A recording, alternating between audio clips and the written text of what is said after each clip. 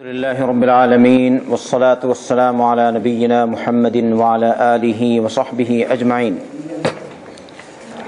أما بعد فأعوذ بالله من الشيطان الرجيم بسم الله الرحمن الرحيم إذا جاء نصر الله والفتح ورأيت الناس يدخلون في دين الله أفواجا فسبح بحمد ربك واستغفره إنه كان توابا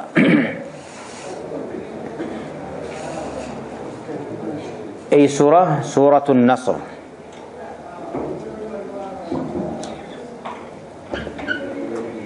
কোরআনে কারীমের সর্বশেষ সূরা, যেটি সূরা হিসেবে নাজিল হয়েছে, এই সূরা হাফিজ ইবনে কাসীর রাহমাতুল্লাহ আলাইহি উল্লেখ করেছেন সর্বশেষ যে সূরা নাজিল হয়েছে এটা হলো এই সূরা। আর সর্বপ্রথম যে কয়েকটি আয়াত নাজিল হয়েছিল তা আপনারা জানেন, সূরাতুল আলাকের প্রথম 5টি আয়াত। আর সর্বশেষ যে আয়াত নাজিল হয়েছে মুফাসসিরিনে আযম বলেন তা হচ্ছে সূরাতুল বাকারার আয়াত واتقوا يوما ترجعون فيه إلى الله ثم توفى كل نفس ما كسبت وهم لا يظلمون। এই সূরার অর্থ إذا جاء نصر الله والفتح, যখন আসবে আল্লাহর নসরত, আল্লাহর সাহায্য, ওয়াল ফাতহ এবং বিজয়। ورأيت الناس يدخلون في دين الله أفواجا, আর আপনি দেখবেন লোকজন আল্লাহর দ্বীনে দলে দলে প্রবেশ করছে। فسبح بحمد ربك واستغفر, তখন আপনি আপনার রবের প্রশংসা সহ গুণগান বর্ণনা করুন, পবিত্রতা বর্ণনা করুন। ওয়াস্তাগফিরহু, আর তার কাছে ক্ষমা চান। ইন্নাহু কানা তাওয়াবা, নিশ্চয় তিনি তওবা কবুলকারী। সুবহানাহু ওয়া তাআলা। ইযা জা, তাহলে ইযা জা বলা হয়েছে ভবিষ্যতের জন্য, ভবিষ্যৎকালের ক্ষেত্রে যখন আসবে নাসরুল্লাহ, আল্লাহর পক্ষ থেকে সাহায্য। ইবনে উসাইমিন রাহমাতুল্লাহ আলাইহি বলছেন, আন-নাসরু হুয়া তাসলিতুল্লাহিল ইনসান আলা আদুওয়িহি বিহাইথু ইয়াতামাক্কানু মিনহু ওয়া ইয়াখযুলুহু ওয়া ইয়াকবিতুহু। নাসর বলতে আল্লাহ রাব্বুল আলামিন মানুষকে তার শত্রুর উপর কর্তৃত্ব দান করবেন, এমন ভাবে যে সে তাদেরকে তার নিয়ন্ত্রণে আনতে পারে, তাদেরকে লাঞ্ছিত করতে পারে, অপমানিত করতে পারে, পরাজিত করতে পারে। এটাকে বলা হয় নাসর। নাসর যদি কোনো গ্রুপ, কোনো দল, কোনো রাষ্ট্রে বিজয় লাভ করে, আল্লাহর পক্ষ থেকে জয় বলেছেন নাসরের অর্থ, তাহলে তার অর্থ হবে কি? বিজয়, অন্যের উপর প্রাধান্য লাভ করা, অন্যকে পরাজিত করা। যদি অন্যকে পরাজিত করতে পারে তাহলে এই অবস্থায় সাধারণত একটা আনন্দ তারা উপভোগ করেন। যদি খেলা হয়, খেলাতে আপনারা দেখেছেন কি অবস্থা হয়। তাহলে যদি দুই রাষ্ট্রে পরস্পরে লড়াই হয় আর এক রাষ্ট্র আরেক রাষ্ট্রের উপর বিজয় লাভ করে, তাহলে তখন কতটুকু খুশি আর আনন্দ তারা উপভোগ করবে।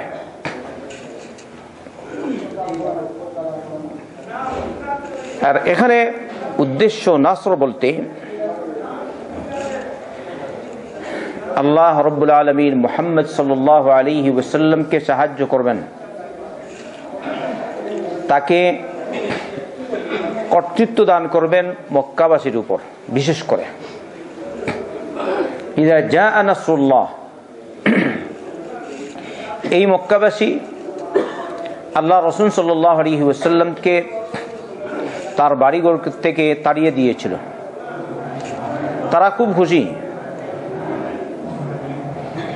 তারা ভাবছে মুহাম্মদ সাল্লাল্লাহু আলাইহি ওয়াসাল্লাম পালিয়ে গেছেন, আর আসবেন না, তাই নাকি? কিন্তু রব্বুল আলামিন, এতে ছিল হিকমা। মুহাম্মদ সাল্লাল্লাহু আলাইহি ওয়াসাল্লাম মক্কা থেকে বেরিয়ে আসলেন, আবার দেখুন নিজ বাড়ি থেকে কেউ যদি আপনাকে বের করে দেয় তাহলে আপনার কতটুকু কষ্ট হবে। অন্যদিকে মক্কা হচ্ছে মক্কা, আপনার বাড়ি না, বাংলাদেশের বাড়ি না, ঠিক না? ইন্ডিয়ান কোনো বাড়ি না, পাকিস্তানের কোনো বাড়ি না, মক্কা হচ্ছে মক্কা। কাবা ওখানে, কাবা সংলগ্ন হচ্ছে তার বাড়ি মুহাম্মদ রাসূলুল্লাহ সাল্লাল্লাহু আলাইহি ওয়াসাল্লাম। আবার এই নবী মুহাম্মদ সাল্লাল্লাহু আলাইহি ওয়াসাল্লাম সাধারণ পরিবারের লোক না, কাবার মুতাওয়াল্লি পরিবারের লোক হচ্ছেন মুহাম্মদ সাল্লাল্লাহু আলাইহি ওয়াসাল্লাম। তার দাদা আব্দুল মুত্তালিব কাবার মুতাওয়াল্লি ছিলেন, তত্ত্বাবধায়ক ছিলেন। এই বংশের উপর থেকে এই বংশের লোকজন কাবার খিদমত করত, আর এদেরই সন্তান হচ্ছেন মুহাম্মদ রাসূলুল্লাহ সাল্লাল্লাহু আলাইহি ওয়াসাল্লাম। কিন্তু যখন তিনি হিদায়াত নিয়ে আসলেন তখন ওরা সবাই তার থেকে বিমুখ হয়ে গেল, তার শত্রু হয়ে গেল। এই আসল জিনিস হচ্ছে হিদায়াত।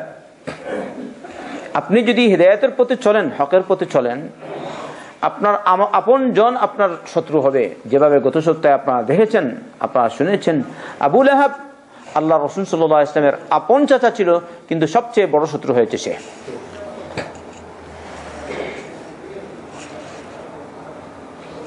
মুহাম্মদ রাসূলুল্লাহ সাল্লাল্লাহু আলাইহি ওয়াসাল্লামকে মক্কা থেকে তারা তাড়িয়ে দিয়েছে।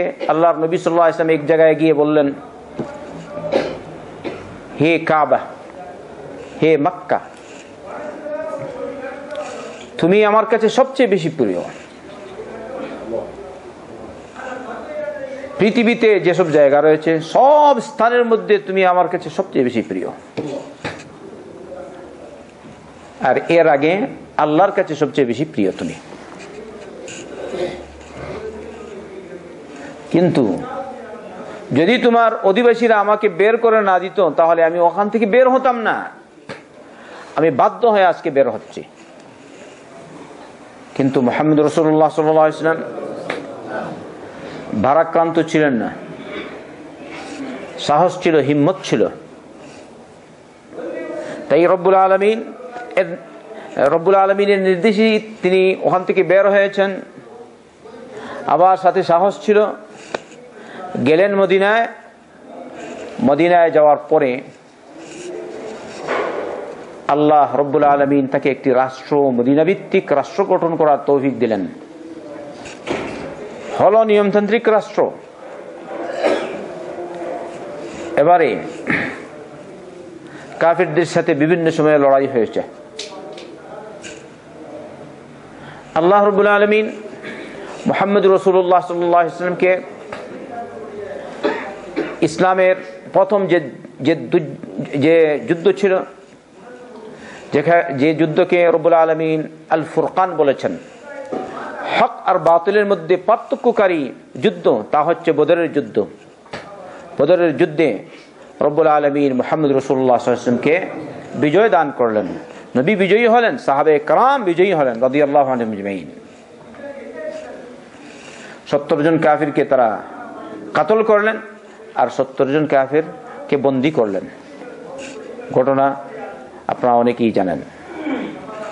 আর এই ঘটনা ঘটেছিল বদরের যুদ্ধ রমজান মাসে 17 তারিখ 2য় হিজরিতে।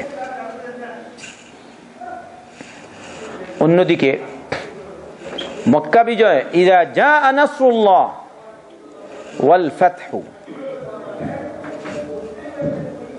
যখন নসরত আসবে আল্লাহর পক্ষ থেকে আর ফাতহ, তা হয়েছে 8ম হিজরিতে রমজান মাসে। নবী করিম সাল্লাল্লাহু আলাইহি ওয়াসাল্লাম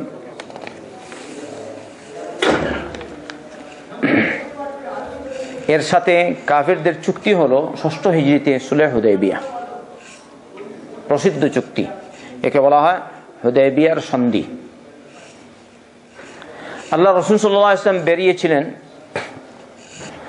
উমরা আদায় করার উদ্দেশ্যে, কিন্তু কাফিররা ওখানে তাকে আটকিয়ে দিল হুদায়বিয়া এর কাছেই।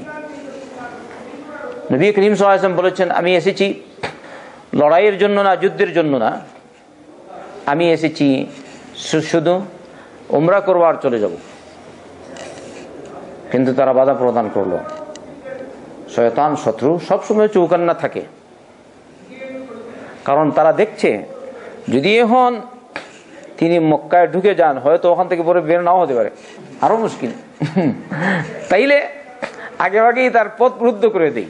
ইন্না লিল্লাহি ওয়া ইন্না ইলাইহি রাজিউন। কিন্তু শত্রুতা করলে কি হবে? আল্লাহ যার ইজ্জত বাড়াবার তার ইজ্জত বাড়াবেই ইনশাআল্লাহ।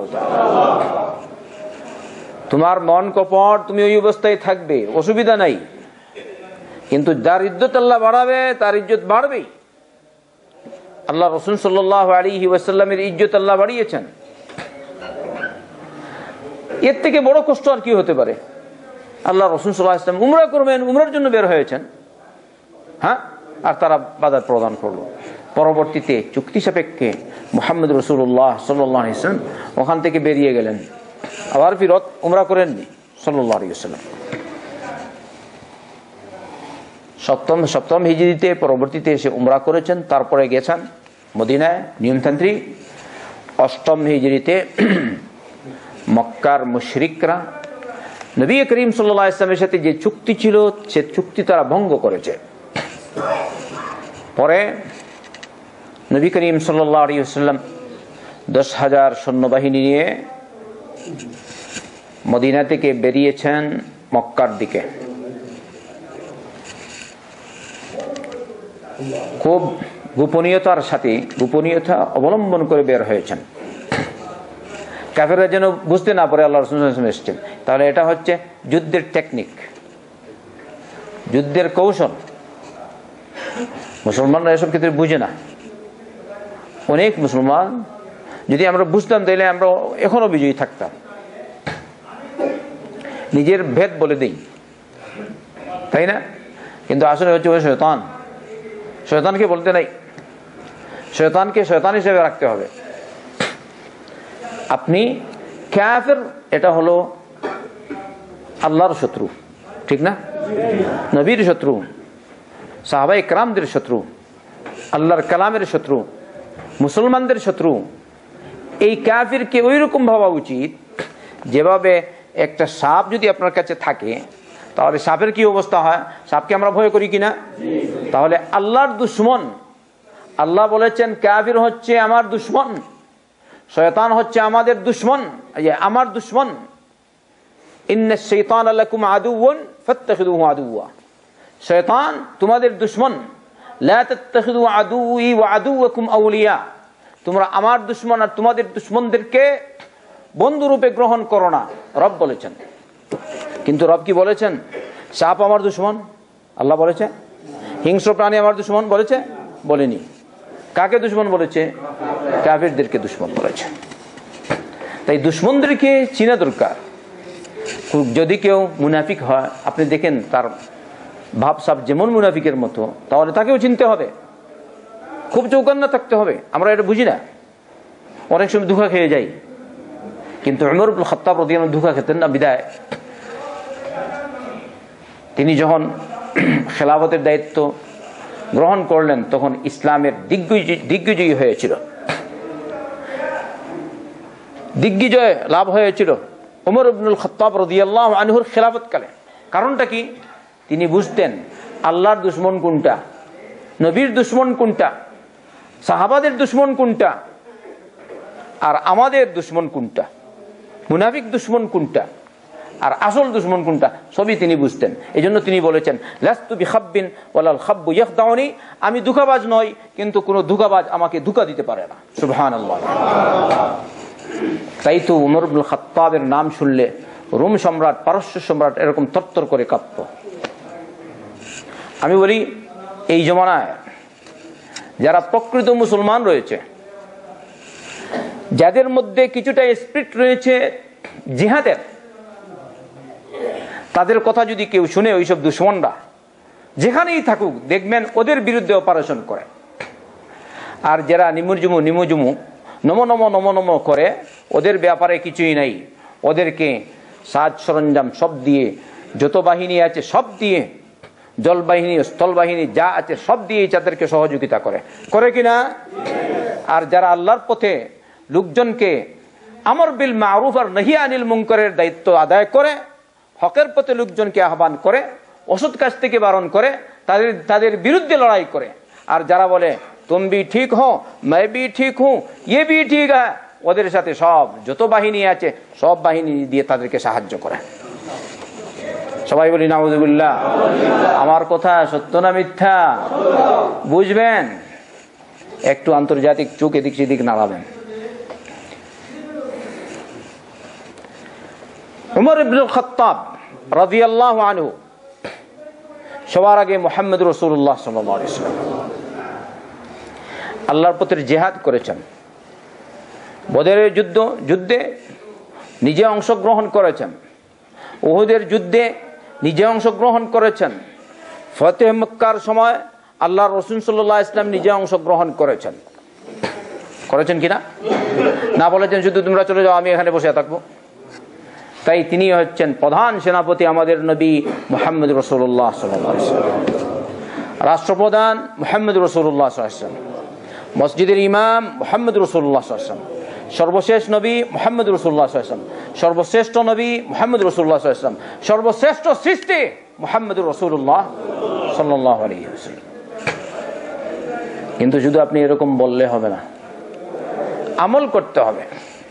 তাই দেখা যায় যারা শুধু 12 রবিউল আউয়াল উপলক্ষ করে অথবা রবিউল আউয়াল মাসকে উপলক্ষ করে কিছু একটা করে, যখন আল্লাহর নাফরমানি স্পষ্ট কোনো কিছু হচ্ছে, এদের বিরুদ্ধে তাদের থেকে প্রতিবাদ খুবই কম হয় বাংলার মাটিতে। সত্য না মিথ্যা? দেখুন তো আপনি, আমি তাদেরকে দেখিনি নাস্তিক্যবাদের বিরুদ্ধে আন্দোলন করতে বাংলাদেশে, আমি তাদেরকে দেখিনি হক বলতে, জালিমের বিরুদ্ধে হক বলতে আমি তাদেরকে দেখিনি। কারণ ওদের আকীদা ঠিক নাই, যার ফলে ঈমান হচ্ছে দুর্বল। এবারে যখন ঈমান দুর্বল, তাই সৎ কথা বলতে পারে না। আর যারা হকপন্থী, ওদের ঈমান যেহেতু সবল, তাই তারা আর ঘরে বসে থাকতে পারে না, কিছু না কিছু বলে দেয়, মার খাই তবুও বলবো। কিন্তু সবসময় মার খেলে হবে না, এক সময় আসবে অবশ্যই যদি মুসলমান হয়, তাহলে মুসলমান মার খাবে না, মার দেবে ইনশাআল্লাহ তাআলা। ওয়া আনতুমুল আ'লাউনা ইন কুনতুম মুমিনিন, রব্বুল আলামিন বলেছেন তোমরা বিজয়ী হবে যদি তোমরা মুমিন হও। যাই হোক, আল্লাহ রাসূল সাল্লাল্লাহু আলাইহি ওয়াসাল্লাম বের হলেন মক্কা বিজয়ের সময় 10,000 সৈন্যবাহিনী নিয়ে। আর আল্লাহ রাসূল সাল্লাল্লাহু আলাইহি ওয়াসাল্লামের সাহাবাগণ, আপনারা তো বুঝতে পারছেন কিরকম ছিলেন, কিরকম প্রশিক্ষণ প্রাপ্ত। নবী যা বলেছেন তাই তারা পালন করেছেন। যাকে বললেন সিপাহ সালার, সেই সিপাহ সালার হবে। যাকে বলেছেন সে হবে এই ইউনিটের প্রধান, সেই প্রধান হবে। কোন সময় কোন সাহাবী আসতেন, বলতেন ইয়া রাসূলুল্লাহ আমাকে এই জিনিসের দায়িত্বশীল বানিয়ে দেন। আল্লাহ রাসূল সাল্লাল্লাহু আলাইহি ওয়াসাল্লাম বলতেন তুমি এই জিনিসের দায়িত্বশীল তোমাকে বানাবো না, কারণ তিনি বুঝতেন কে কোন জিনিসের উপযোগী। এতৎসত্ত্বেও সাহাবায়ে কেরাম রাদিয়াল্লাহু আনহুম, যারা প্রকৃত সাহাবা, ওরা কিন্তু মন খারাপ করেনি। মক্কা বিজয়ের পরে, হুনাইনের যুদ্ধের সময়, তারপরে যখন আল্লাহ রাসূল সাল্লাল্লাহু আলাইহি ওয়াসাল্লাম গনিমতের মাল বন্টন করেছিলেন, তখন কিছু সংখ্যক মানুষ বলল এর দ্বারা আল্লাহ রসুল সাল্লাল্লাহু আলাইহি ওয়াসাল্লাম আল্লাহর সন্তুষ্টি, আল্লাহ রসুল সাল্লাল্লাহু আলাইহি ওয়াসাল্লাম এর সন্তুষ্টি উদ্দেশ্য ছিল না, অর্থাৎ রসুল করিম সাল্লাল্লাহু আলাইহি ওয়াসাল্লামের উদ্দেশ্য আল্লাহর সন্তুষ্টি ছিল না, নাউযুবিল্লাহ। তাহলে আল্লাহ রসুল সাল্লাল্লাহু আলাইহি ওয়াসাল্লাম তার কথা মোতাবেক ন্যায় বন্টন করেনি, অন্যায় বন্টন করেছেন। বুঝতে পেরেছেন? লা হাওলা, এরকম লোক ছিল। এক ব্যক্তি এসেছে এরকম বলেছে, আল্লাহ রসুল সাল্লাল্লাহু আলাইহি ওয়াসাল্লাম একবার এক পর্যায়ে বলেছিলেন, আমাকে যে কষ্ট দেয়া হয়েছে এর থেকে আরো বেশি কষ্ট দেয়া হয়েছে মূসা আলাইহিস সালামকে। লাকাদ উযিয়া মূসা আকবার মিন হাযা। তাহলে বিভিন্ন রকমের কথা আসতে পারে। আপনি যদি দ্বীনের পথে থাকেন, খেদমত করেন, আপনার বিরুদ্ধে বিভিন্ন রকমের কথা আসতে পারে। এই অবস্থায় আপনাকে ধৈর্য ধারণ করে অগ্রসর হতে হবে। আল্লাহ আমাদের তৌফিক দান করুন, আর শয়তানদের অনিষ্ট থেকে আল্লাহ আমাদের হেফাজত করুন। আর সেদিন আপনাদেরকে যে দোয়া শিক্ষা দিয়েছিলাম, আল্লাহুম্মা ইন্নী আউযু বিকা আও ইন্না নাউযু বিকা মিন খালিলিন মাকিনিন তারানি আইনুহু ওয়া কলবুহু ইয়ারানি ইন রাআ মিন্নি হাসানাতান দাফানাহা ওয়া ইন রাআ সাইয়্যাতান দাফাআহা আও আযাআহা নাউযু বিল্লাহি মিন যালিক। হে আল্লাহ, আমি তোমার কাছে এমন চতুর আর ধোঁকাবাজ বন্ধু থেকে আশ্রয় চাই, যার চোখ আমার দিকে তাকিয়ে থাকে আর মন দিয়ে এসে সবসময় আমার খেয়াল করে আমি কোন পথে আছি, কিন্তু আমার সামনে কিন্তু বন্ধু। ইন রাআ মিন্নি হাসানাতান দাফানাহা, যদি আমার থেকে ভালো কিছু হয় তাহলে ওটা গোপন রাখে। ওয়া ইন রাআ মিন্নি সাইয়্যাতান আযাআহা, আর যদি সে দেখে আমার থেকে কোনো ভুল হয়ে গেছে তাইলে এটা প্রচার করে। আল্লাহ আমাদের সকলকে এরকম বন্ধু থেকে হেফাজত করুন। আসেন, মুহাম্মদ রাসূলুল্লাহ সাল্লাল্লাহু আলাইহি ওয়াসাল্লাম 10,000 বাহিনী নিয়ে বের হলেন আর আল্লাহর দরবারে দোয়া করলেন, আল্লাহুম্মা আম্মি আখবারানা আনহুম। হে আল্লাহ, আমাদের সংবাদ মক্কাবাসীদের থেকে আমাদের সংবাদ তুমি গোপন রাখো। ওদের চোখ অন্ধ করে দাও, ওরা যেন না দেখে আমরা যে আসছি, তারা প্রস্তুতি নেবে। বলছেন আল্লাহ রসুল সাল্লাল্লাহু আলাইহি ওয়াসাল্লাম এরকম করে গোপনীয়তা অবলম্বন করে মক্কায়ে মুকাররমায় 8ম হিজরির 20 রমজানে মক্কায়ে মুকাররমায় ঢুকলেন। 20 রমাদান আল্লাহ তাকে সাহায্য করেছেন। মক্কা বিজয় হলো। কুরাইশের লোকজন কাবার আশপাশে এসে জড়ো হয়েছে।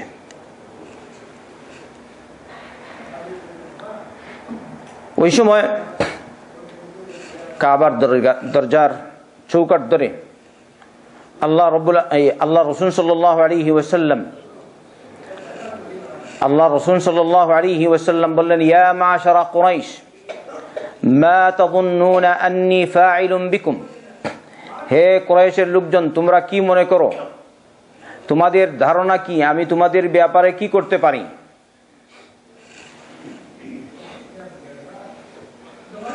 আর এই নবী ওই নবী যে নবী 8 বছর আগে তাদের এখান থেকে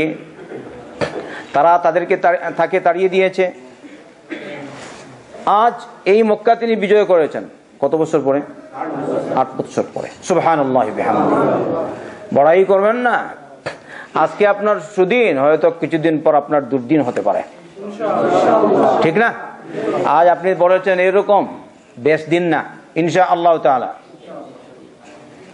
মক্কা বিজয় হয়েছে, আমরাও আশা রাখি ইনশাআল্লাহ ইসলামের বিজয় হবেই হবে। মার খেলে ফায়দা। এবারে তারা কি বলল? খায়রান আখুন কারীমুন ওয়া ইবনু আখিন কারীম। আপনার সম্পর্কে আমাদের ধারণা ভালো, আপনি হচ্ছেন আমাদের ভালো ভাই আর ভালো ভাইয়ের ছেলে। মাশাআল্লাহ। এখন যাবে কোথায়? তাহলে কিছু মানুষ আছে ঠেকায় পরে ইসলাম কবুল করে, ঠিক না? তাই আল্লাহ রাসূল সাল্লাল্লাহু আলাইহি ওয়াসাল্লাম কখনো কখনো মানুষের সাথে ভালো আচরণ করতেন, ও খারবান শয়তান, পরে সে ইসলাম কবুল করবে আস্তে আস্তে বুঝে। সব তো আর সমান হয় না। আর কিছু মানুষ না, আচরণ আচরণ নাই, হক বুঝেছি হক মানবো, এদের সবার আগে ছিলেন আবু বকর সিদ্দিক, বলেন রাদিয়াল্লাহু আনহু। সত্য না মিথ্যা? যখন আল্লাহ রাসূল সাল্লাল্লাহু আলাইহি ওয়াসাল্লাম আসলেন মেরাজ থেকে, এসে তো মক্কায় ঘোষণা দিলেন, আবু জাহেল খুব খুশি, আপনারা জানেন শুনেছেন। এসে এবারে বলছে আবু বকরকে আজকে পিছিয়ে দিব, রাদিয়াল্লাহু আনহুকে, আজকে সুযোগ ওকে আমাদের পথে নিয়ে আসা। আবু বকরের সাথে সাক্ষাৎ। আবু বকর বললেন, যেমন লাগছে যেমন একটা বিশেষ প্রয়োজনে এসেছে। কি ব্যাপার? সে বলছে, এতদিন তো আপনি মুহাম্মদের সাথে ছিলেন সাল্লাল্লাহু আলাইহি ওয়াসাল্লাম, আজকে আর থাকবেন না কিন্তু। ও বলছে, কি ব্যাপার একটু বলো তো, তারপরে দেখি কি ব্যাপার। হ্যাঁ, সে খুব খুশি। এই সুযোগের সন্ধানে কিছু মানুষ থাকে, কিন্তু আমাদের ব্যাপারেও কিছু মানুষ থাকে সুযোগের সন্ধানে আমাদের দুশ্মন বানাতে চায়। কথা বুঝছেন? তাই আমাদেরকেও খেয়াল রাখতে হবে কে আমাদের শত্রু আর কে মুনাফিক, কে শয়তান। বুঝতে পারছেন? সব সময় লা হাওলা ওয়ালা কুওয়াতা ইল্লা বিল্লাহ। কিছু মানুষ এরকম আছে সব জায়গায়। হ্যাঁ, আবু জাহেল সুযোগ বুঝে বলছে, এখন আর থাকবে না তুমি মুহাম্মদের সাথে। আবু বকর সিদ্দিক রাদিয়াল্লাহু আনহু বললেন, কি ব্যাপার বলো। সে বলছে, এতদিন তো মুহাম্মদ যা বলতো দুনিয়ার কথাই বলতো, আজকে কিন্তু 7 আকাশের উপর গিয়ে কোথায় আবার চলে এসছে একই রাত্রে। এখান থেকে নাকি গেছে ওই বাইতুল মাকদিস, তারপর ওখান থেকে উপরে গেছে, তারপর হাজার চলে এসছে। আমরা বাইতুল মাকদিস যাই 1 মাসের পথ অতিক্রম করার পরে তারপর যাই, আর সে নাকি একই রাত্রে সব চলে কোথায় কোথায় গিয়ে আবার চলে এসছে। দেখো তো। আবু বকর বললেন রাদিয়াল্লাহু আনহু, তুমি কি বলো? তুমি সুযোগ পেয়েছো, সুযোগের সন্ধানে তুমি শয়তান। হ্যাঁ, শয়তান বলেননি আর কি, আমি বলছি তুমি সুযোগের সন্ধানে। বলছেন, দেখো মুহাম্মদ সাল্লাল্লাহু আলাইহি ওয়াসাল্লাম সকালে সন্ধ্যায় আমাকে, তিনি এই পৃথিবীতে থেকেই আমাকে বলেন আকাশের খবর, আসমানের খবর, আল্লাহর পক্ষ থেকে সংবাদ বলেন, আর আমি বিশ্বাস করি। আজকে স্বয়ং মুহাম্মদ রাসূলুল্লাহ সাল্লাল্লাহু আলাইহি ওয়াসাল্লাম বাইতুল মাকদিস গেছেন, বাইতুল মাকদিস পাড়ি দিয়ে 7 আকাশের উপর পাড়ি দিয়ে আল্লাহ রাব্বুল আলামিন যতটুকু তাকে নিয়ে গেছেন, তারপরে আবার এসেছেন, তিনি এগুলি সচক্ষে দেখেছেন। তাহলে এ কথা কি আজকে আমি বিশ্বাস করব না? সুবহানাল্লাহ। কথা বুঝতে পেরেছেন? দুনিয়া থেকে বলেন আকাশের সংবাদ, আমি বিশ্বাস করি, আর আজকে তো সে নিজে গেছে, তাহলে বিশ্বাস করব না? তো আমাদের ঈমান এরকম হওয়া উচিত, আবু বকরের মতো। বুঝতে পারছেন? अगर टले तो पहाड़ टले, लेकिन मोमिन का ईमान न टले। पहाड़ সরতে পারে কিন্তু মুসলমানের ঈমান সরতে পারে না। যদি এরকম হয় তাহলে হচ্ছে আমরা মুসলমান, আর না যখন ধাক্কা খায় কি না না যখন আরেকটা হ্যাঁ ওই শাহাদা, তাহলে এটা ইসলাম লা। আল্লাহ আমাদের সকলকে ইসলামের উপর সাবিত রাখুন। মুহাম্মদ রাসূলুল্লাহ সাল্লাল্লাহু আলাইহি ওয়াসাল্লাম তারা যখন বলল, আপনি আপনার ব্যাপারে আমরা ভালো ধারণা করি, আপনি হচ্ছেন আমাদের একজন সম্মানিত ভাইয়ের ছেলে, ভালো ভাইয়ের ছেলে। তখন আল্লাহ রাসূল সাল্লাল্লাহু আলাইহি ওয়াসাল্লাম বললেন, فإني أقول لكم كما قال يوسف لإخوته لا تثريب عليكم اليوم يغفر الله لكم। সুবহানাল্লাহ। আমি ওইভাবে বলছি যেভাবে ইউসুফ আলাইহিস সালাম তার ভাইদের ক্ষেত্রে বলেছিলেন, লা তাসরিবা আলাইকুমুল ইয়াওম, আজকে আমি তোমাদেরকে দোষারোপ করব না। তাই আমিও আজকে, তোমরা আমাকে এত কষ্ট দিয়েছো, আমার বাড়ি থেকে তোমরা আমাকে তাড়িয়ে দিয়েছিলে আল্লাহর কথা বলার জন্য, দ্বীনে তাওহীদের কথা বলার জন্য, এত কষ্ট দিয়েছো আমাকে, আমার সাথে কতবার তোমরা যুদ্ধে লিপ্ত হয়েছো, আমাকে ওহুদের যুদ্ধে আমার দাঁত মুবারক তোমরা শহীদ করেছো, ওহুদের যুদ্ধে তোমরা আমার আঙ্গুল মুবারক শহীদ করেছো, ওহুদের যুদ্ধে আমাকে এরকম তোমরা আহত করেছিলে, আরো কত কষ্ট দিয়েছো, এই মক্কার মাটিতে আমাকে কত কষ্ট দিয়েছো। আমি মক্কায় কাবাকে সামনে রেখে আমি সালাত আদায় করছিলাম, আমি সিজদায় গেলাম, এমনি মুহূর্তে তোমরা মুশরিক নেতারা আমাকে এত কষ্ট দিলে, উটের উদরি এনে আমার মাথায় রেখে দিয়েছিলে, এত কষ্ট দিয়েছ, এত সত্য, আজকে আমাকে আমার রব বিজয় দান করেছেন। আমি ওইসব আগের সব ঘটনার কোনো ঘটনা নাই, আমি আজ তোমাদের থেকে আমি প্রতিশোধ নিব না, আজকে আমি তোমাদের সকলকে মাফ করে দিলাম। এই হচ্ছেন মুহাম্মাদুর রাসূলুল্লাহ সাল্লাল্লাহু আলাইহি ওয়াসাল্লাম। আল্লাহ রাসূল কি বলছেন? ইযহাবু ফাআনতুমুত তুলাকা, তোমরা যাও, তোমাদেরকে আমি মুক্ত করে দিলাম। আর একই রব্বুল আলামিন একই বিজয় বলে ঘোষণা দিয়েছেন, ইন্না ফাতাহনা লাকা ফাতহাম মুবিনা, আমি তোমাকে স্পষ্ট বিজয় দান করেছি। আর এই আয়াতে, আচ্ছা ওই আয়াতের তাফসীরে কিন্তু আলেমরা অনেকে বলেছেন এই বিজয় বলতে আসল বিজয় হলো সুলহ হুদায়বিয়া, হুদায়বিয়ার সন্ধি হয়েছে, আর এই সন্ধি হওয়ার কারণেই মুহাম্মদ রাসূলুল্লাহ সাল্লাল্লাহু আলাইহি ওয়াসাল্লাম বিজয় লাভ করতে পেরেছেন। তাহলে সুলহ হুদায়বিয়া এবং মক্কা বিজয় উভয়ই এর মধ্যে শামিল। আর এখানে ইযা জাআ নাসরুল্লাহি ওয়াল ফাতহ, এই ফাতহ বলতে মুফাসসিরিন ইকরাম প্রায় ঐকমত পোষণ করছেন, বলছেন ইমাম ইবনে কাসির রাহমাতুল্লাহ আলাইহি, ফাতহ বলছে মক্কা বিজয়। এবারে হলো মক্কা বিজয়, মাশাআল্লাহ। যাদেরকে আল্লাহ রাসূল সাল্লাল্লাহু আলাইহি ওয়াসাল্লাম মাফ করে দিয়েছেন, ওরা এরকম সুযোগ পেয়েছে, ওরাও তার শুকরিয়া জ্ঞাপন করেছে, তাই না? মাফ করে দিয়েছেন, তারা সকলে ইসলাম কবুল করে নিয়েছে, সুবহানাল্লাহি ওয়া বিহামদিহি। কিছু মানুষ আবার ছিল অপেক্ষমান, দেখি মুহাম্মদের অবস্থা কি হয়, সে যদি বিজয়ী হয়ে যায় তাহলে আমরা তার সাথে ঈমান নিয়ে আসবো, আর নইলে না, সাল্লাল্লাহু আলাইহি ওয়াসাল্লাম। এবার যখন মক্কা বিজয় হয়ে গেছে, ওরা সবাই হালাস দলে দলে এসে আলাতুল ইসলাম, লা ইলাহা ইল্লাল্লাহ আশহাদু আল্লা ইলাহা ইল্লাল্লাহ ওয়াহদাহু লা শারীকা লাহ ওয়া আশহাদু আন্না মুহাম্মাদান আবদুহু ওয়া রাসূলুহু, ইসলাম কবুল করেছে, তাই না?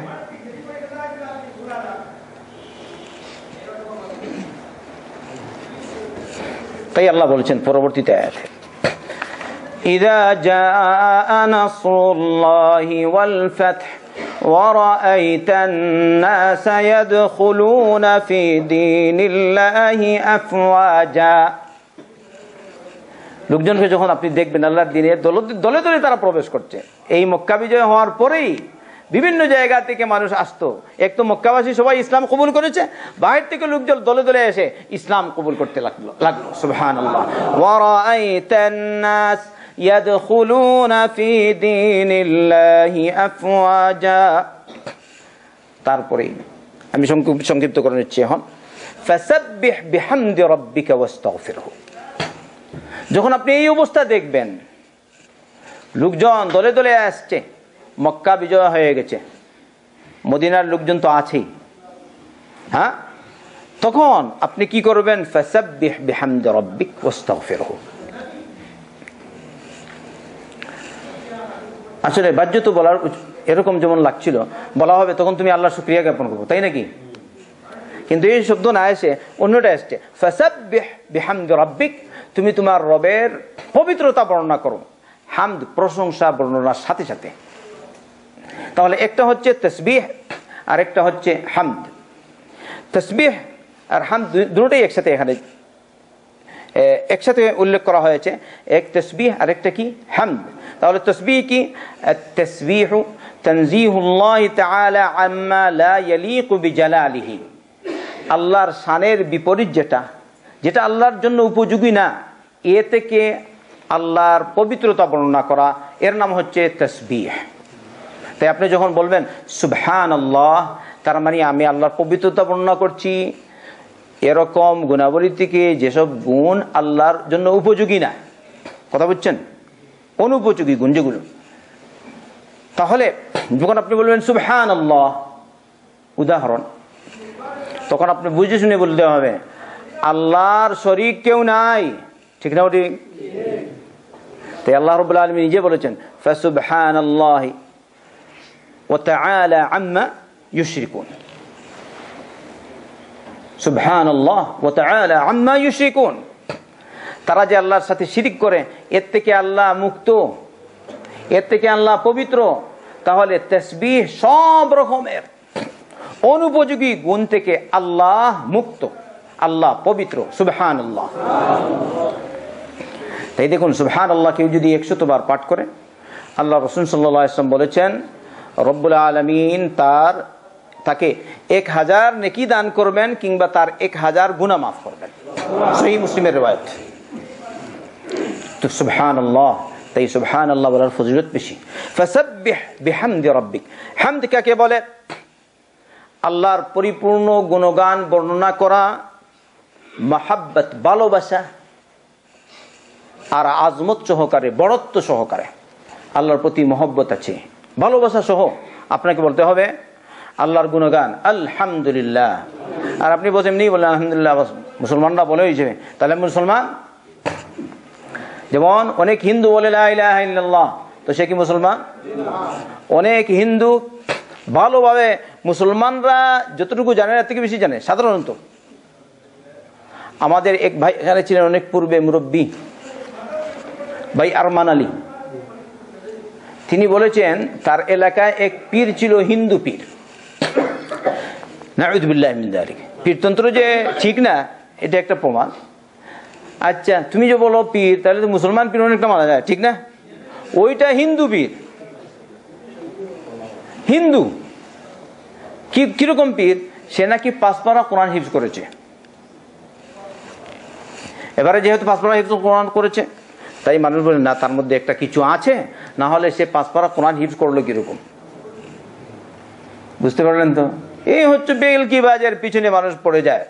আপনারা খুব সতর্ক থাকবেন, বেলকি বাজের পিছনে যাবেন না। চাই হিন্দু পীর হোক, চাই মুসলিম পীর হোক, এক পীরের কাছেও যাবেন না। যাবেন কোরআন এবং সুন্নাহর জ্ঞান যাদের মধ্যে আছে, কোরআন এবং সুন্নাহ থেকে যারা বলতে পারে মাসলা মাসাইল, তাদের কাছে যাবেন। কেন আপনি কথিত পীরদের কাছে যাবেন? ওরা আপনাকে হক পথ থেকে দূরে সরিয়ে গুমরাহির পথে নিয়ে যাচ্ছে। নাউযুবিল্লাহি মিন যালিক। ফাসাব্বিহ বিহামদি রাব্বিকা, হামদ, ওয়াস্তাগফিরহু। আর কি করো?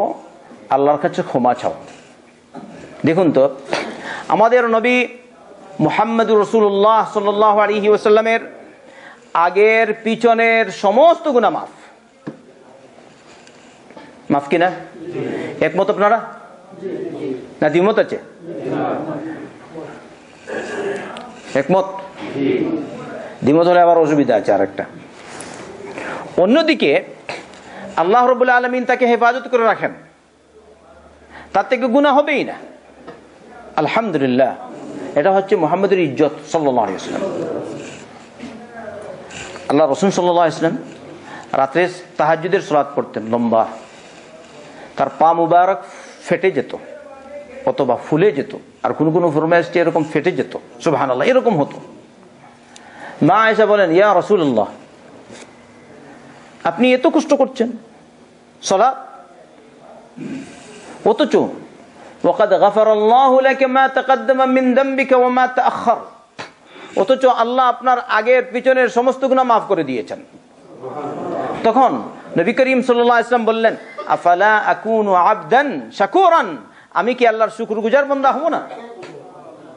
আল্লাহর শুকরিয়া আদায় করার জন্য তিনি এই সালাত পড়তেন। সুবহানাল্লাহ ওয়া বিহামদিহি, তাহাজ্জুদের সালাত। আজ আমরা মুহাম্মদ সাল্লাল্লাহু আলাইহি ওয়াসাল্লামের উম্মত, দাবিতে 1 নম্বর ফজরের নামাজ। দেখেন কি অবস্থা, দাবিতে 1 নম্বর। এমনকি কালকে এক ভাই বলল আমাকে, আমাদের ক্লাসেও আছে, হজও করেছে, কিন্তু ফজরের নামাজ নাই। মানে সব না, কিছু মানুষ এরকম আছে কিনা ভাই? আর আমি বলি, আমাদের এই দর্শে যারা আসেন এই উনাইজার মাটিতে, এই দর্শে শত শত লোক উপস্থিত হয়, ঠিক না? ঠিক।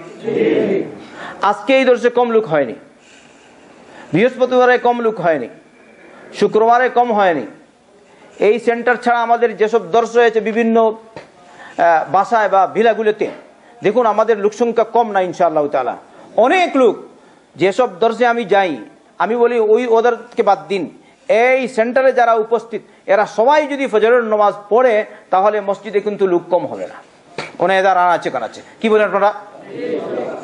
তাই আমরা সবাই আল্লাহর পথে এগিয়ে আসি। 5 ওয়াক্ত সালাত জামাতের সাথে পড়বো, ফজরের সালাতও পড়বো। মন থেকে বললে আল্লাহ তৌফিক দিবে। সবাই বলুন ইনশাআল্লাহ। কেউ কেউ যদি আবার বলে না না ইনশাআল্লাহ বলে মুশকিল, আর বলবো না ওয়াদা হয়ে গেছে। আচ্ছা, আমার সাথে ওয়াদা বড় না আল্লাহর সাথে ওয়াদা বড়? আপনি যখন বললেন লা ইলাহা ইল্লাল্লাহ, দ্বিতীয় নম্বর মুহাম্মাদুর রাসূলুল্লাহ, তো লা ইলাহা ইল্লাল্লাহ বললে তো আল্লাহর সাথে আপনি ওয়াদা করে দিলেন, আল্লাহ আমি তোমার যাবতীয় অঙ্গীকার পূরণ করব। ওয়াদা হলো কিনা? আচ্ছা আসি, তাই আমরা অঙ্গীকার পূরণ করি। আল্লাহ আমাদের তৌফিক দান করুন। বলছেন ওয়াস্তাগফিরহু। ওই কোন কোন লোক আছে বলে নবী করিম সাল্লাল্লাহু আলাইহি ওয়াসাল্লাম থেকে ভুল হয়েছে, এই জন্য এইরকম তার ব্যাখ্যা করলাম। কেউ কেউ বলে কি ওয়াস্তাগফিরহু মানে নাউযু বিল্লাহ, এটা মারাত্মক ভুল। বলছেন নবুয়তের রিসালাতের দায়িত্ব আদায়ে যেসব ত্রুটি বিচ্যুতি হয়েছে তা থেকে ক্ষমা প্রার্থনা করো। সবাই বলি নাউযু বিল্লাহ। আল্লাহ রাসূল সাল্লাল্লাহু আলাইহি ওয়াসাল্লাম রব্বুল আলামিনের পক্ষ থেকে যে রিসালাতের দায়িত্ব পেয়েছিলেন তা তিনি পরিপূর্ণরূপে তার উম্মত পর্যন্ত পৌঁছিয়ে গেছেন। এর মধ্যে বিন্দু মাত্র ত্রুটি করেননি। সবাই একমত? আর এই আকীদা হচ্ছে আমাদের। তিনি হচ্ছেন মুহাম্মদুর রাসূলুল্লাহ সাল্লাল্লাহু আলাইহি ওয়াসাল্লাম। এজন্য আমাদের নবী মুহাম্মদুর রাসূলুল্লাহ সাল্লাল্লাহু আলাইহি ওয়াসাল্লাম আরাফায় যখন খুতবা প্রদান করেন, এমনি ভাবে অন্যান্য জায়গায় খুতবা প্রদান করেন, সাহাবায়ে কেরামদেরকে জিজ্ঞেস করেছেন, আমার ব্যাপারে তোমাদেরকে জিজ্ঞেস করা হবে, তখন তোমরা কি বলবে? সাহাবায়ে কেরাম রাদিয়াল্লাহু আজমাইন সবাই এক বাক্যে বলেছিলেন, নাশহাদু আন্নাকা ক্বাদ বাল্লাগতা ওয়া আদ্দাইতাল আমানাতা ওয়া নাসাহতাল উম্মাতা। আমরা সবাই সাক্ষ্য প্রদান করছি আপনি পরিপূর্ণরূপে রিসালাতের দায়িত্ব আমাদের পর্যন্ত পৌঁছিয়ে গেছেন। ওয়া আদ্দাইতাল আমানাতা, আমানতের দায়িত্ব আদায় করেছেন। ওয়া নাসাহতাল উম্মাতা, আপনার উম্মতকে হকের পথ দেখিয়ে গেছেন, কল্যাণের পথ দেখিয়ে গেছেন। তখন মুহাম্মদুর রাসূলুল্লাহ সাল্লাল্লাহু আলাইহি ওয়াসাল্লাম এরকম করলেন, আল্লাহর দিকে খুতবারত অবস্থায় এই আঙ্গুল উপরের দিকে উঠান আর বলেন আল্লাহুম্মা শাহাদ, আল্লাহুম্মা শাহাদ, আল্লাহুম্মা শাহাদ, 3 বার বলেছেন। তাহলে আমাদের আকীদা কি? মুহাম্মদ রাসূলুল্লাহ সাল্লাল্লাহু আলাইহি ওয়াসাল্লাম পরিপূর্ণরূপে রিসালাতের দায়িত্ব তার উম্মত পর্যন্ত পৌঁছিয়ে গেছেন। ঠিক আছে, তাহলে আমরা গুমরাহ আকীদা করব না, আমাদের আকীদা ঠিক করব।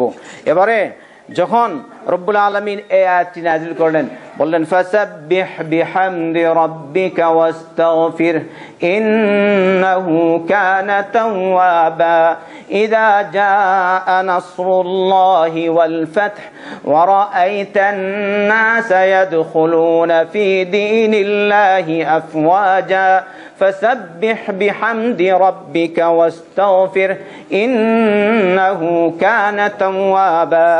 মুহাম্মদ রাসূলুল্লাহ সাল্লাল্লাহু আলাইহি ওয়াসাল্লাম বুঝতে পেরেছেন এবারে আমার কাজ শেষ। লোকজন সবাই দলে দলে ইসলামের ছায়াতলে এসে গেছে, এমনিভাবে দিনের কাজ পরিপূর্ণ হয়ে গেছে, তাই আমি আর থাকবো না। তাই আল্লাহ রাসূল সাল্লাল্লাহু আলাইহি ওয়াসাল্লাম সহিহ বুখারীতে কিতাবুত তাফসীরে এসেছে, ইযা জাআ নাসরুল্লাহ তাফসীরে, যে আল্লাহ রাসূল সাল্লাল্লাহু আলাইহি ওয়াসাল্লাম বেশি বেশি করে রুকুতে আর সাজদায় বলতেন সুবহানাকাল্লাহুম্মা রাব্বানা ওয়া বিহামদিকাল্লাহুম্মা ইগফিরলি, সুবহানাকাল্লাহুম্মা রাব্বানা ওয়া বিহামদিকাল্লাহুম্মা ইগফিরলি।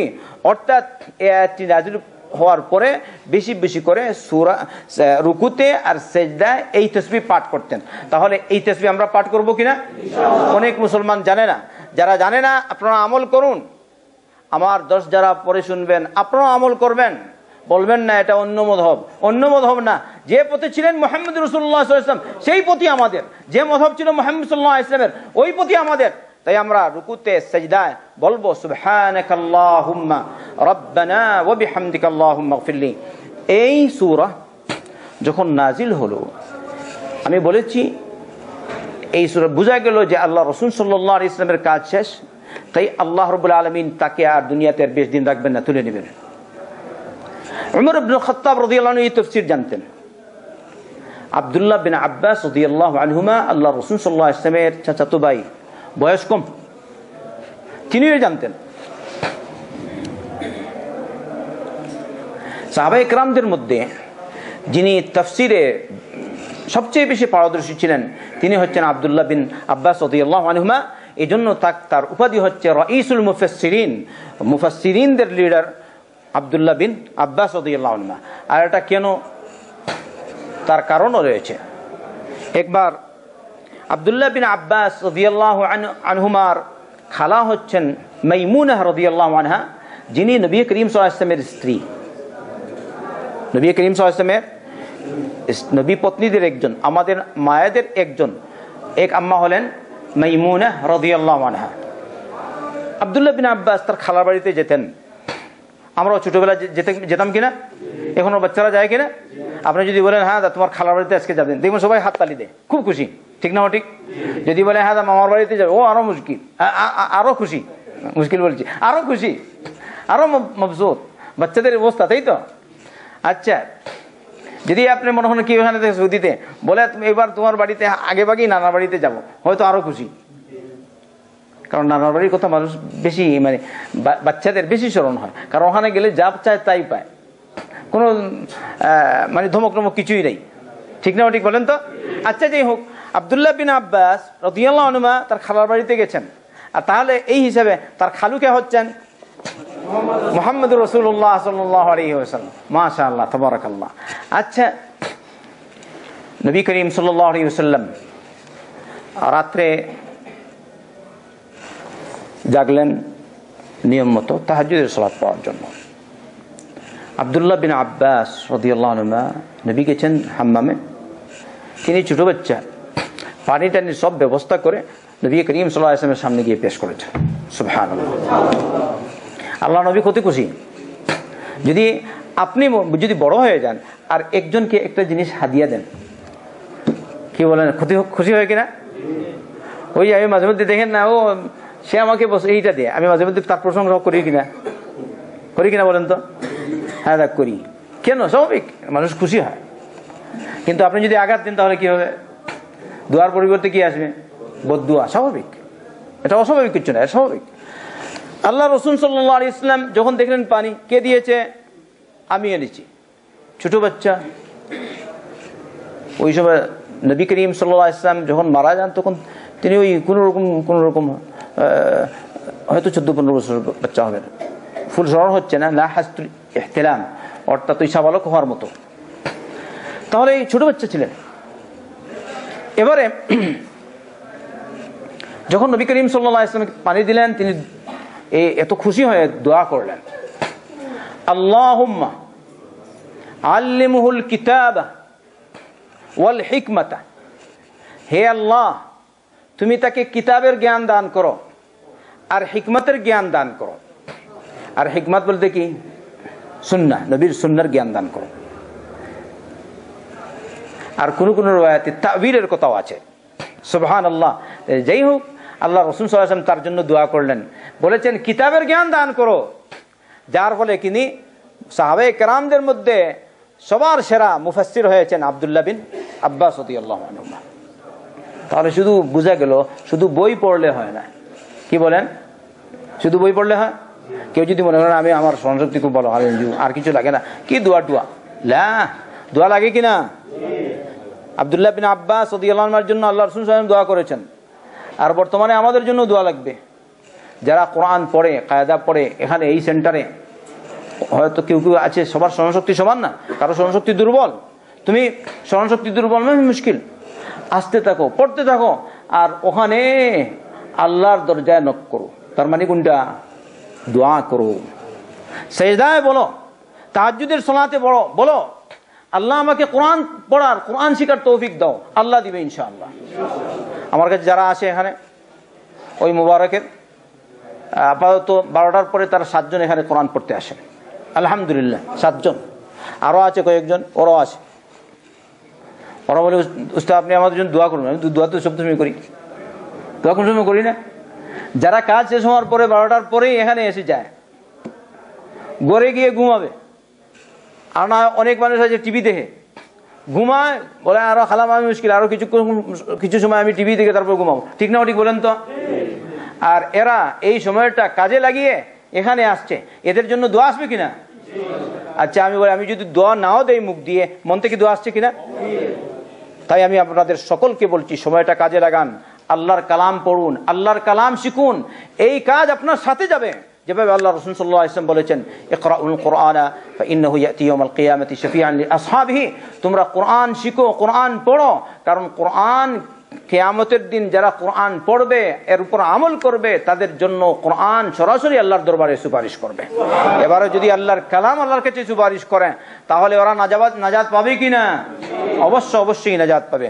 যাই হোক, আব্দুল্লাহ বিন আব্বাস রাদিয়াল্লাহু আনহু, ওমর ইবনে খাত্তাব রাদিয়াল্লাহু আনহু আব্দুল্লাহ বিন আব্বাসকে তার বিশেষ পরিষদে তিনি তাকেও আহ্বান করতেন। আব্দুল্লাহ বিন আব্বাস ছোট বাচ্চা, অন্য সব সাহাবায়ে কেরাম রাদিয়াল্লাহু আনহুম তারা বলেন, আমাদের তো বাচ্চা আছে, ওকে তিনি নেন কেন?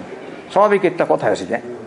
তিনি একদিন সবাইকে জড়ো করলেন, জড়ো করে বললেন, তোমরা আপনারা বলুন তো, ইযা জাআ নাসরুল্লাহি ওয়াল ফাতহ ورأيت الناس يدخلون في دين الله أفواجا فسبح بحمد ربك واستغفره إنه كان توابا। এর অর্থ কি, এর ব্যাখ্যা কি, তাফসীর কি? কেউ বললেন, আল্লাহ আমাদেরকে বলেছেন আমরা তার গুণগান বর্ণনা করব, তার কাছে ক্ষমা প্রার্থনা করব যখন আল্লাহ আমাদেরকে সাহায্য করেন আর বিজয় দান করেন, স্বাভাবিক যেরকম আছে আর কি। আর কেউ কেউ বললেন, আমরা জানি না, কিছুই বুঝতে পারি না। হ্যাঁ, এবারে জিজ্ঞেস করলেন আব্দুল্লাহ বিন আব্বাসকে, হে আব্দুল্লাহ বিন আব্বাস, তুমি কি বলো? তিনি বলছেন, হুয়া আজালু রাসূলিল্লাহ সাল্লাল্লাহু আলাইহি ওয়াসাল্লাম আ'লামাহুল্লাহু লাহ। এই সূরা এসেছে মানে আল্লাহ রাসূল সাল্লাল্লাহু আলাইহি ওয়াসাল্লামের মৃত্যুর সংবাদ। আজাল মানে কি? মৃত্যু।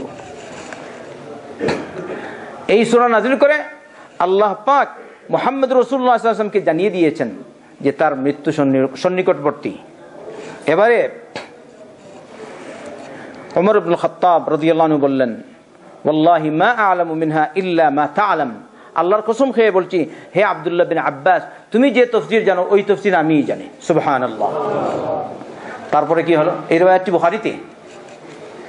এবারে ওমর ইবনে খাত্তাব রাদিয়াল্লাহু আনহু দেখালেন আব্দুল্লাহ বিন আব্বাসের ইলম। তাহলে ইলম কি সবার সমান হয়? তাই কেউ যদি আপনার থেকে বেড়ে যায় ইলমে, হ্যাঁ, আপনি তার সাথে হিংসা করবেন না, হিংসা করলে আপনারই ক্ষতি। আল্লাহ আমাদের হেফাজত করুন। এই সূরার সংক্ষিপ্ত তাফসীর করলাম, আরো তাফসীর রয়ে গেছি, তাফসীর করা শেষ হবে নাকি আল্লাহর কালামে? সুবহানাল্লাহ। আচ্ছা, একদম লাস্টে আল্লাহ বলছেন, ইন্নাহু কানা তাওয়াবা। আল্লাহ সবচেয়ে সর্বাধিক তওবা কবুলকারী, মানে এর কোনো আধিপত্যের কোনো শেষ নাই। যতই বান্দা গুনাহ করুক না কেন, আর আল্লাহর দিকে যদি রুজু করে, আল্লাহ তার তওবা কবুল করবেনই করবেন। সুবহানাল্লাহ। এই তওবার আলোচনা পূর্বে করেছি, আরো করব, শুধু তওবা। তাহলে আমাদের এখানে জানা দরকার, আল্লাহর দরজা, রহমতের দরজা, তওবার দরজা খোলা আছে মৃত্যু না আসা পর্যন্ত। বুঝতে পারছেন? আপনি তওবা করতে পারবেন, কিন্তু কথা হলো আপনি শুধু বলবেন হ্যাঁ আল্লাহ করিম, আল্লাহ করিম, আর আল্লাহ নাফরমানি করবেন। আচ্ছা, আপনি কি জানেন কোন সময় আপনার মউত আসে? হয়তো আপনার ভাগ্যে তওবা নাও জুটতে পারে। তাই আপনাকে সবসময় তওবার অবস্থায় থাকতে হবে। আল্লাহ আমাদের সকলকে তৌফিক দান করুন। আল্লাহুম্মা ইগফির লানা ওয়া লিওয়ালিদিনা ওয়া লিজামিইল মুসলিমিন আল আহইয়াই মিনহুম ওয়াল মাইয়িতিন বিরহমাতিকা ইয়া আরহামার রাহিমিন। আল্লাহ তুমি আমাদেরকে maaf করো, আমাদের মা বাবাদেরকে maaf করো, দুনিয়ার সমস্ত মুসলমানদেরকে maaf করো। আল্লাহ আমাদের খাতা কচুরি maaf করো, আমাদের মধ্যে যদি ভুল ত্রুটি হয় আল্লাহ তুমি আমাদেরকে maaf করো। এই আলোচনায় ভুল ত্রুটি হতে পারে, আল্লাহ maaf করো। আল্লাহ তুমি আমাদের হেদায়েত দান করো, আমাদের মন পাক করো, আমাদের মনে তুমি তাকওয়া দান করো, তোমার ভয় দান করো। اللهم إنا نسألك الهدى والتقى والعفاف والغنى. اللهم إنا نسألك الثبات في الأمر والعزيمة على الرشد، ونسألك شكر نعمتك وحسن عبادتك، ونسألك قلبا سليما ولسانا صادقا، ونسألك من خير ما تعلم ونعوذ بك من شر ما تعلم ونستغفرك لما تعلم. ربنا تقبل منا إنك أنت السميع العليم وتب علينا إنك أنت التواب الرحيم. اللهم انصر الإسلام والمسلمين، اللهم انصر الإسلام والمسلمين، اللهم انصر الإسلام والمسلمين ودمر أعداء الدين. اللهم دمر أعداء الدين، اللهم دمر أعداء الدين، اللهم مزق جمعهم، اللهم شتت شملهم، اللهم دمر سلاحهم، اللهم خذهم أخذ عزيز مقتدر واجعلهم عبرة للمعتبرين يا قوي يا عزيز يا ذا الجلال والإكرام. اللهم من أراد الإسلام والمسلمين وبلادهم شرا اللهم فكده، اللهم فأشغله بنفسه واجعل كيده في نحره واجعل تدبيره في تدميره، اللهم اجعل تدبيره في تدميره يا قوي يا عزيز. ربنا تقبل منا إنك أنت السميع العليم وتب علينا إنك أنت التواب الرحيم. اللهم صل وسلم وبارك على نبينا محمد وعلى آله وصحبه أجمعين.